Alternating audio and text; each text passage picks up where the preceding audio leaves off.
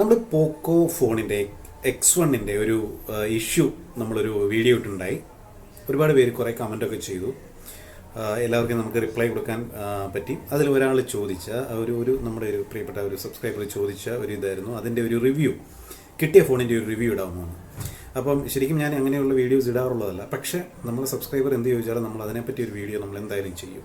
Okay, അപ്പോൾ അതുകൊണ്ട് ഈ വീഡിയോ ഇടുകയാണ്. അപ്പം ഞാനിപ്പോൾ ഉപയോഗിക്കാൻ തുടങ്ങിയിട്ട് പോക്കോ X1 ഫോൺ മാറ്റി എനിക്ക് F1 കിട്ടിയതാണ്. ഒരാഴ്ചക്കുള്ളിൽ തന്നെ കിട്ടി. ഓക്കെ, അപ്പോൾ മിക്കവരും അതിൽ കമൻറ്റ് ചെയ്ത് പലർക്കും അത് കിട്ടിയിട്ടുണ്ട്. ചിലരോട് പൈസ വാങ്ങിച്ചു, കാര്യങ്ങളൊക്കെ, അതിൻ്റെയൊക്കെ ക്ലാരിഫിക്കേഷൻ നമ്മൾ ആ വീഡിയോയിൽ കമൻറ്റ് സെക്ഷനിൽ നിങ്ങൾക്ക് നോക്കിയാൽ കാണാൻ സാധിക്കും, കൊടുത്തിട്ടുണ്ട് ഞാൻ.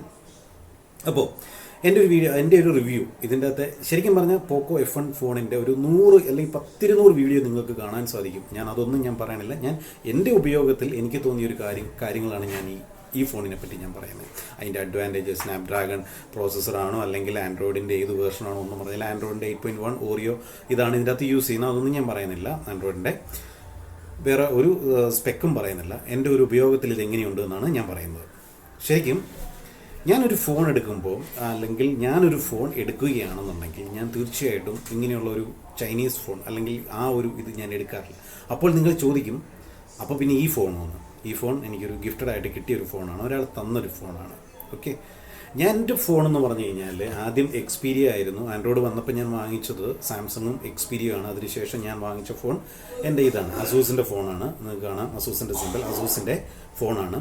ഈ അസൂസിനും അതേപോലെ തന്നെ നമ്മുടെ ഈ മോട്ടറോള എന്ന് പറയുന്ന കമ്പനികൾക്കുള്ള ഏറ്റവും വലിയ ഗുണം, അവരിറക്കുന്ന ഫോൺ സ്റ്റോക്ക് ആൻഡ്രോയിഡാണ്. സ്റ്റോക്ക് ആൻഡ്രോയിഡ് മീൻസ് ഏകദേശം ഒറിജിനൽ ആൻഡ്രോയിഡ്. അപ്പോൾ അതിൻ്റെ ഒരു ഗുണം എന്ന് പറഞ്ഞാൽ അനാവശ്യമായിട്ടുള്ള പരസ്യങ്ങൾ, അഡ്വർടൈസ്മെൻറ്റ്, ബഗ്സ്, കാര്യങ്ങളൊന്നും വരില്ല.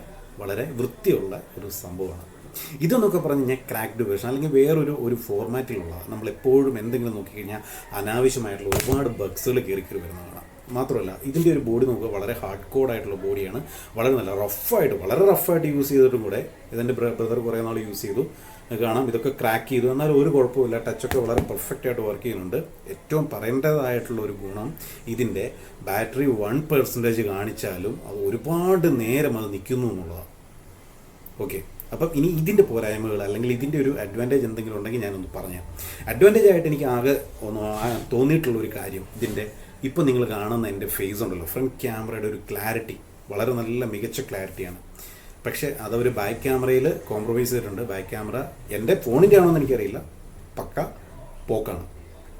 പോക്കോ എന്നുള്ള പേര് പോലെ തന്നെ പോക്കാണ്.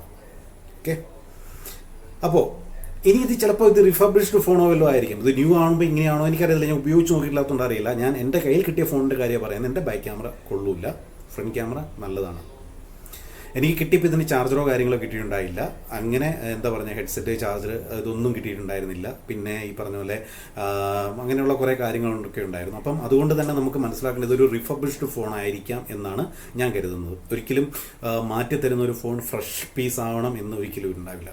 ഉണ്ടായിരുന്നെങ്കിൽ അതിന് പ്രത്യേകം അതിന് കവർ ഉണ്ടാവും. ഇതിന് കവറോ കാര്യങ്ങളോ ഒന്നുമില്ല, ഒരു ചെറിയൊരു പ്ലാസ്റ്റിക് കവറിലിട്ട് നമുക്ക് തരിക ചെയ്തത്. സോ ഇതൊരു റിഫർബിഷ്ഡ് ഫോൺ ആവാനേ എന്തായാലും ഒരു 90-95% അതിനൊരു ചാൻസ് ഉള്ളൂ.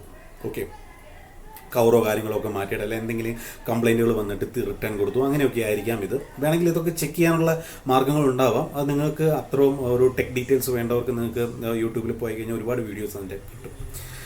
അപ്പോൾ പിന്നെ ഇതിന് വേറൊരു കാര്യം എന്ന് പറഞ്ഞാൽ, ഇതൊരു എന്താ പറയുക, ഒരു ചില്ലുകൊട്ടാരം ഉടയുന്ന പോലെ, താഴെ വീണ് കഴിഞ്ഞാൽ ചില്ലുകൊട്ടാരം ഉടയുന്ന പോലെ ഉടഞ്ഞു കിട്ടും നിങ്ങൾക്ക്. എങ്ങനെയായാലും 14,000 രൂപ പിന്നെ അത് റിപ്പയർ ചെയ്യാനായിട്ട് പോയി കിട്ടും.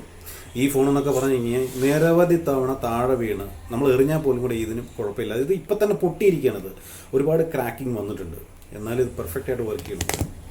ബിൽഡ് ക്വാളിറ്റി എന്ന് പറഞ്ഞാൽ അതാണ്. അസൂസ് അല്ലെങ്കിൽ ഈ പറഞ്ഞ മോട്ടറോള എന്ന ഫോണിൻ്റെ കമ്പനികളുടെയൊക്കെ ഒരു ഗുണം അതാണ് ശരിക്കും പറഞ്ഞാൽ.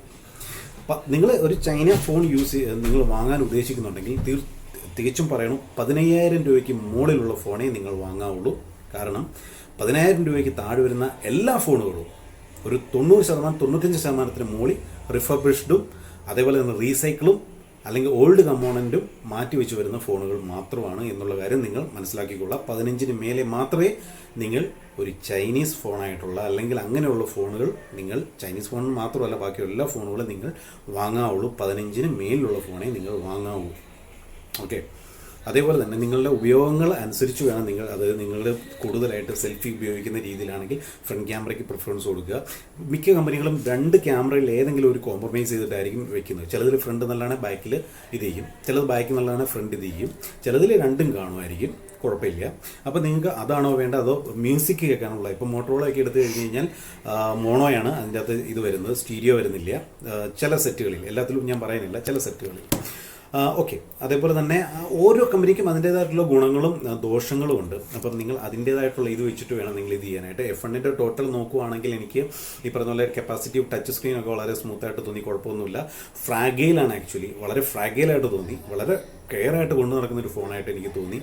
എന്തെങ്കിലും ഒരു സംതിങ് ഹാപ്പൻ ഇത് വന്നു കഴിഞ്ഞാൽ ചില്ലോട്ടാരം പോലെ വളരെ മെനയായിട്ട് പൊട്ടി തകർന്നു പോകുന്നൊരു ഫോണാണ്. ബാക്കും ആയാലും ഇത് ഫ്രണ്ട് ആയാലും പോവും. ഓക്കെ. അവർ എന്തായാലും പേര് കൊടുത്ത് വളരെ നന്നായി, പോക്കോ എന്നുള്ള പേര് കൊടുത്ത് വളരെ സ്യൂട്ടബിൾ പേരായിരുന്നു. കാരണം അത്രത്തോളം ആ ഒരു ഇറങ്ങിയ പിന്നെ മൊത്തത്തോളം കത്തിപ്പടരുന്ന പോലെ സാധനം അങ്ങ് പോയി കിട്ടി, പോക്കായി കിട്ടി. ഓക്കെ.